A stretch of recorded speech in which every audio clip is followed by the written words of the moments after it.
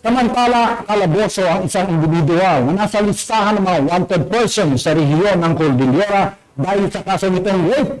Ang pagkakaaresto sa suspect ay bahagi ng masusing pagsisika ng pambansang pulisya na panagutin ang mga individual na sangkot sa mga krimen laban sa kababaihan at laban sa krimen sa lipunan. Pagulat yan si Patrolwoman Myra Berat.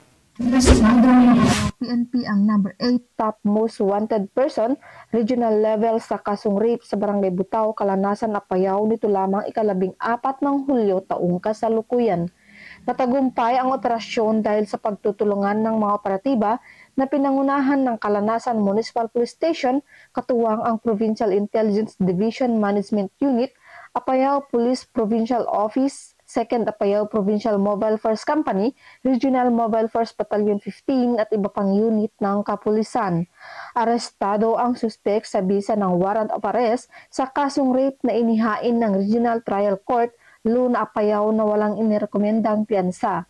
Matapos basahan ng kanyang mga karapatan, sa salitang kanyang naiintindihan, dinala ang suspek sa tanggapan ng pulisya para sa tamang dokumentasyon at wastong disposisyon bago i-turn over sa kinauukulang hukuman.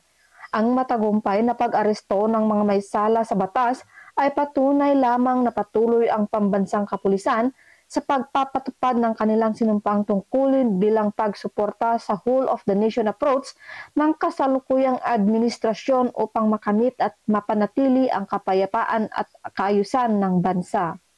Mula dito sa Apayao Police Provincial Office, ako ang inyong PNN correspondent, Patrolwoman Myra Beran, alagad ng batas, tagataguyod ng Balitang Pulis.